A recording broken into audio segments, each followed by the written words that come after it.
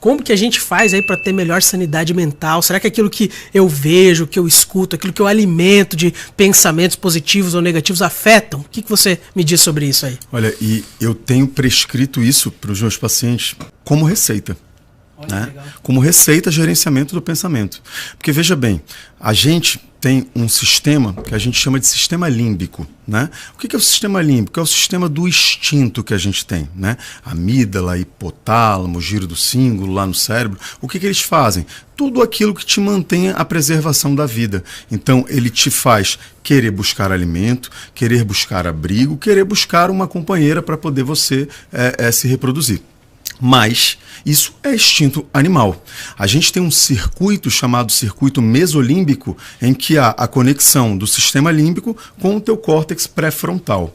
Até o século XVIII, a neurologia não tinha muita ideia para que servia o córtex pré-frontal. O que se pensava? Que o lobo frontal era só movimento. E a gente sabe, por exemplo, que o lado direito do cérebro movimenta a minha mão esquerda, o meu lado esquerdo, direito. Só que isso é no giro pré-frontal, que fica na frente do frontal, que é responsável pela modulação do teu comportamento. Então, o que significa? Seria tipo essa parte aqui atrás da testa. É logo atrás da testa, logo aqui. Né? Então, o que seria isso? Eu recebo um estímulo do lobo límbico e o meu lobo pré-frontal vai avaliar aquilo com a razão e vai me dar uma conduta. Vou ter um comportamento mediante a minha avaliação do meu lobo frontal. Né? O que a gente descobriu? Teve um cidadão chamado Phineas Gage, com PH, Phineas Gage. Phineas é uma história sensacional. Eu gosto muito dessa história. Tanto é que o crânio dele está em museu agora na Europa. Né? O crânio do Phineas Gage. O que ele era? Ele era um americano que trabalhava numa ferrovia, em que na época eles não tinham maquinário, então a estaca para cravar a ferrovia eram eles mesmos que colocavam, né? Aterravam aquela estaca da ferrovia. E teve muito ali nos Estados Unidos aquela guerra entre o Sul e o Norte, né? E naquele local da Guerra Civil tinha muitas minas, né? Minas que o cara pisava lá, explodia. E na ferrovia, por acaso, tinha uma. Quando ele botou a estaca, a lança na mina, ela voltou, explodiu, arrancou daqui o olho dele e parte do lobo frontal dele. Por incrível que pareça, em 1800 e pouco, mesmo com descrição dele ter drenado 1,5 litro de pus do cérebro, ele conseguiu sobreviver. Olha só. E ele, por incrível que pareça, não tinha alteração do movimento.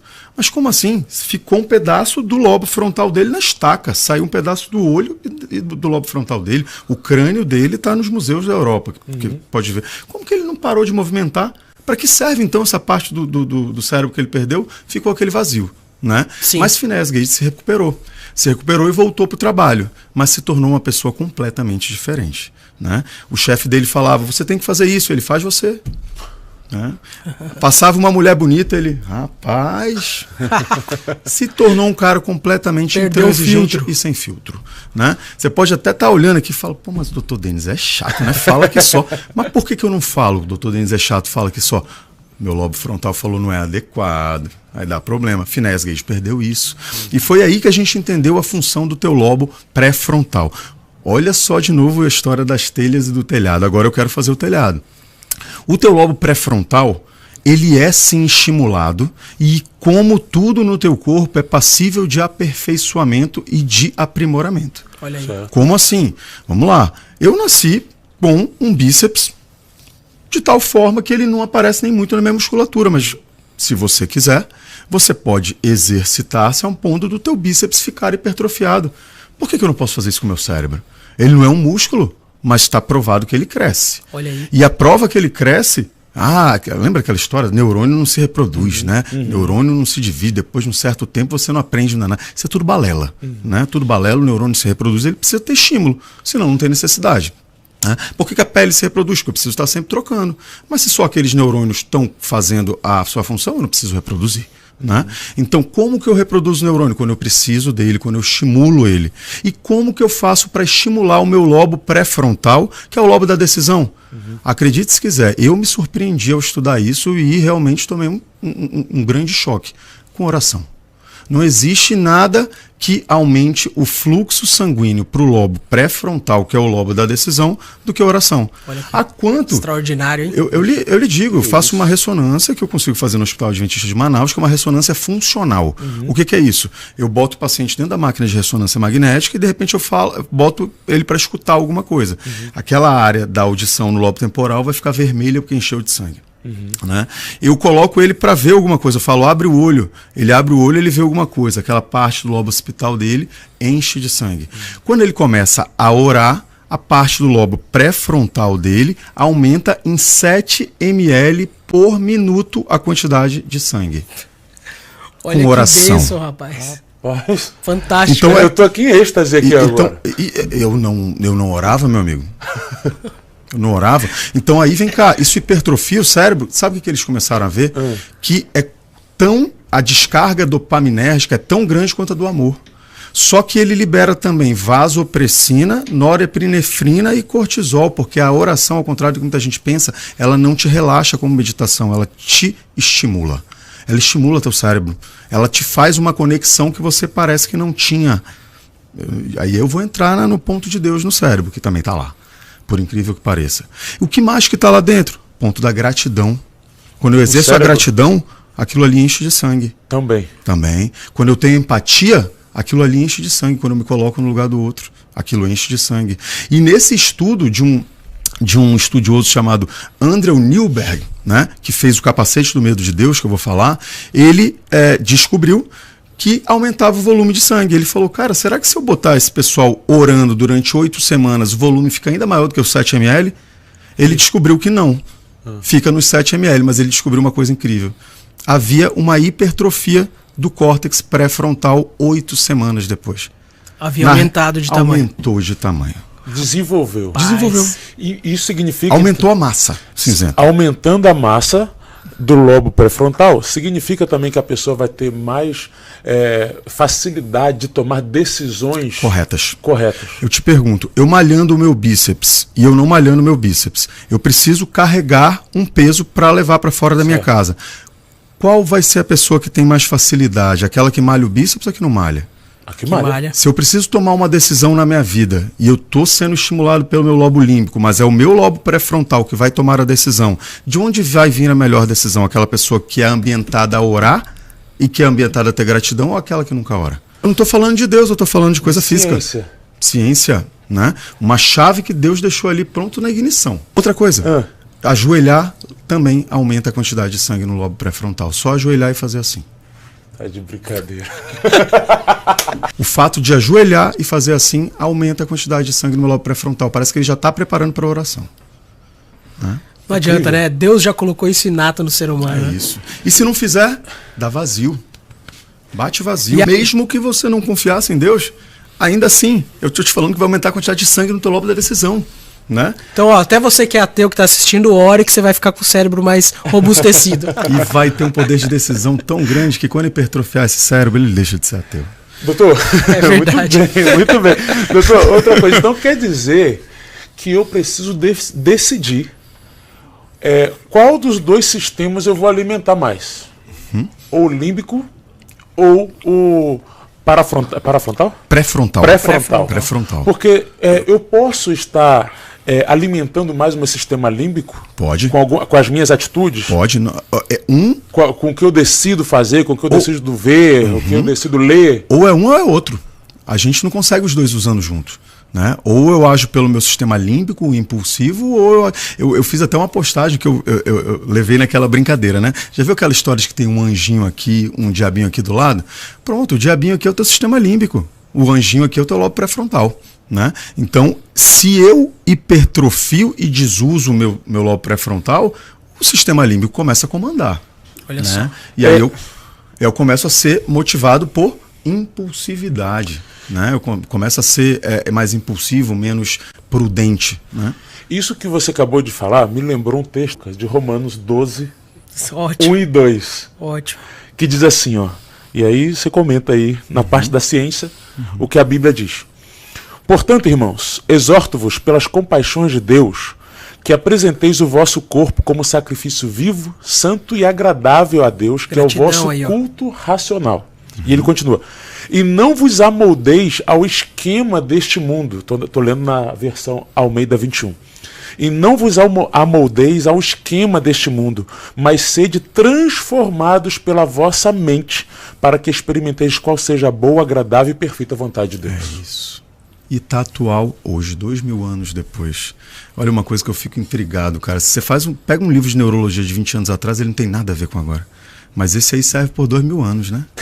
É de arrepiar, viu? É de arrepiar, meu amigo, é de arrepiar. Aí me surgiu assim uma questão, né? Se por um lado eu tenho a possibilidade de aumentar a minha capacidade do lobo pré-frontal com oração e etc, né? Gratidão. Existe algo que eu faça em meus hábitos que pode, ao invés de aumentar, diminuir? Existe. E aí que a gente começa a entender na neurologia que existe mesmo uma guerra entre o bem e o mal, né? Existe uma guerra entre um ser superior que quer te fazer pensar e ver verdadeiramente para quê? Para te ver melhor. E existe um ser que realmente quer te ludibriar, que quer apagar a tua visão para que você ache que aquele melhor para você é o melhor, mas que está te escravizando. Que é um exemplo que a gente conversou, a pornografia. A pornografia, ela infantiliza o teu cérebro a um ponto em que você perde a capacidade do teu lobo pré-frontal. Como assim infantiliza o cérebro? A gente tem filho. Se a gente, vocês sabem disso, entra num elevador com teu filho com alguém que tem algum problema. Por exemplo, o cara não tem um braço. Tu fica lá com teu filho falando, não fala nada, não fala nada, não fala nada, não fala nada. Não fala.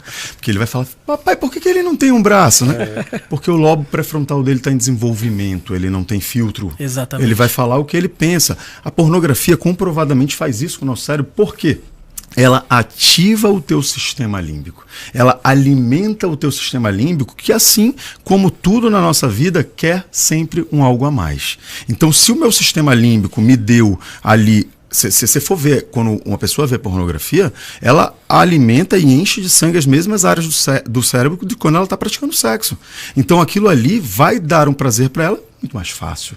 Eu preciso esperar casamento, eu preciso conquistar a mulher, eu preciso falar com o pai e a mãe? Não, eu posso olhar no meu celular, de fácil acesso. E isso vai perdendo a graça, porque aquilo que ativava o sistema dopaminérgico dele, porque quando a gente faz essa conexão com o lobo pré-frontal, tu ativa a dopamina, tu ativa o teu sistema dopaminérgico. Se você não faz, você fica em falta. E teu corpo quer dopamina, mas ele consegue com a pornografia. E essa pornografia vai deixar esse sistema dopaminérgico límbico cada vez mais forte. E esse cada vez mais forte vai precisar de alimentos cada vez maior. E aí aquele normal, usual, já não começa a alimentar mais o sistema límbico. Aí ele começa a querer ver violência. O cara vai se degradando, né? Sexo com violência, aí vem sexo com animal, aí depois, ele vai cada vez querendo buscar mais. Pedofilia e todos os outros, né, infelizmente, os detritos da nossa sociedade. Né? Então você vê que essas pessoas são pessoas muito mais propensas à violência, são pessoas muito mais propensas à agressão e decisões ruins na vida. Né? Então aquela história de que parece uma liberdade, olha, eu tenho uma liberdade, eu não estou mais preso àquilo de ter que fazer o que a sociedade quer. Na verdade é uma escravidão, em que o normal para ele não tem mais tanto interesse. O que ele ia fazer com a esposa dele, que traria muito prazer, já não vai dar tanto, porque ele está acostumado com coisas mirabolantes. Né? E isso em estudos mostra, você tem maior disfunção erétil e menos libido nessas pessoas. Eles se tornam cada vez mais assexuados. Eles pensam que estão sexuados, mas eles se tornam cada vez mais maníacos e menos sexuados verdadeiramente. A maconha, que o senhor falou no Instagram, é outro. Ela te dá uma falsa sensação de liberdade, que você está ali curtindo um barato, mas quando ela, na verdade, ela está entorpecendo o teu lobo pré-frontal. Então você fica sem tantos julgamentos. Vai mais você vai para o límbico, né? Só que ele te bota aos poucos para ir perdendo o teu lobo pré-frontal. O teu poder de decisão vai ficando cada vez pior. E tu vai ficando cada vez mais dependente daquelas sensações e daquela deturbação do teu verdadeiro consciente. Né? Então existe muita armadilha, muita. Todo vício do ser humano é o sistema mesolímbico dopaminérgico. Todo vício vem daí. Ele começa a substituir aquela dopamina que ele teria naturalmente pela gratidão, empatia, exercício físico, entre outras práticas saudáveis, por algo não saudável. E acaba que o corpo dele se acostuma e sente falta daquilo. Ele precisa daquilo diário. Então aquilo foi um substituto que deu certo e que para tirar é extremamente complicado. Não é fácil. Não é só uma fraqueza mental ou força de vontade. É algo bioquímico, né? Então, a gente tem medicamento que deu suporte nisso? Eu tenho, mas eu não vou deixar o medicamento para sempre. Então, eu sempre digo que o medicamento entra para remediar aquilo que não foi prevenido. Mas ele vai remediar enquanto eu ensino a prevenir. Okay. Então, a oração, ela vai funcionar. Eu sempre vou tirar, por exemplo, um paciente que é tabagista, ele quer parar de fumar, né? Eu sempre vou tirar ele do cigarro. Olha, só ore para poder o senhor não querer mais fumar. Aí o cara vai... Não vou orar coisa nenhuma. Eu posso dar remédio. Eu posso dar substituto de nicotina para ele em chiclete e falar, você quer agora melhorar mesmo sem esse remédio? Vamos começar a orar? Tenta. Se não melhorar, meu amigo, pare. E não tem aquele que volta que diz que não, que parou, que não funcionou. Todo se surpreende, né? Então, a prática, ela vai te voltar para o caminho correto sempre. Ela pode não ser a solução naquele momento, pode não ser o remédio naquele momento. A gente pode precisar de um algo a mais, mas é aquilo que vai voltar a te manter em equilíbrio depois que o remédio fizer o efeito dele. Né? Maravilha. Mas todo vício tem inclusão desse sistema. Maravilha. Eu fico pensando assim, sabe, quando você olha os 10 mandamentos, como eles casam para o nosso bem.